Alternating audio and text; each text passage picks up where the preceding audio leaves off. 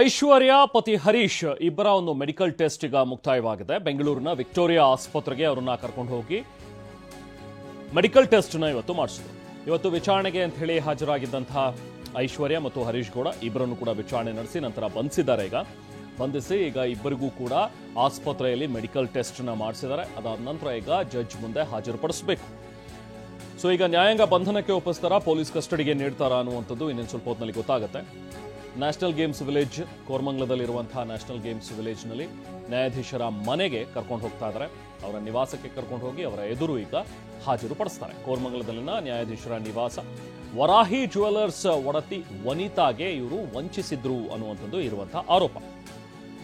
ವರಾಹಿ ಜ್ಯುವೆಲರ್ಸ್ನ ಮಾಲಕಿಯಾಗಿರುವಂತಹ ವನಿತಾ ಅವರು ಕೊಟ್ಟಂತಹ ದೂರಿಗೆ ಸಂಬಂಧಪಟ್ಟಂತೆ ನಿನ್ನೆ ಕೂಡ ಇದ್ರ ಬಗ್ಗೆ ನಾವು ಒಂದು ವರದಿಯನ್ನು ಪ್ರಸಾರ ಮಾಡಿದ್ವಿ. ಯಾಕಂದರೆ ಒಂದು ಕಡೆ ಶ್ವೇತಾ ಗೌಡ ವಂಚನೆ ಪ್ರಕರಣ, ಇನ್ನೊಂದು ಕಡೆ ಈ ಐಶ್ವರ್ಯ ವಂಚನೆ ಮಾಡಿದ್ದಾರೆ ಅನ್ನುವಂಥ ಒಂದು ಪ್ರಕರಣ. ಎರಡೂ ಪ್ರಕರಣಗಳನ್ನು ಕೂಡ ನಾವು ನಿನ್ನೆ ವರದಿ ಮಾಡಿದ್ವಿ. ಅಂದರೆ ಶ್ವೇತಾ ಗೌಡ ಪ್ರಕರಣದಲ್ಲಿ ಕ್ವಿಕ್ ಆಗಿ ಆಕ್ಷನ್ ತಗೊಂಡ್ರು ಪೊಲೀಸರು.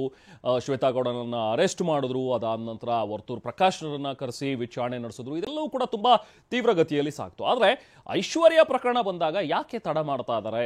ಬಹುಶಃ ಎಲ್ಲೋ ಕಾಂಗ್ರೆಸ್ನ ನಾಯಕರು ಇದರಲ್ಲಿ ಶಾಮೀಲಾಗಿದ್ದಾರಾ, ಐಶ್ವರ್ಯ ಬೆನ್ನಿಗೆ ಇದ್ದಾರಾ ಅನ್ನುವಂಥದ್ರ ಬಗ್ಗೆ ಅನುಮಾನಗಳು ಮೂಡ್ತಾ ಇದ್ವು. ಇದ್ರ ಬಗ್ಗೆ ವಿಸ್ತೃತ ವರದಿಯನ್ನು TV9 ಕೂಡ ಪ್ರಸಾರ ಮಾಡಿತ್ತು. ಅದರ ಬೆನ್ನಲ್ಲೇ ಇವತ್ತು ಆದಂತಹ ಬೆಳವಣಿಗೆಗಳು.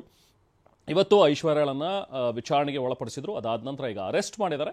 ಜೊತೆಗೆ ಈಗ ಜಡ್ಜ್ ಮುಂದೆ ಹಾಜರುಪಡಿಸ್ತಾ ಇದ್ದಾರೆ.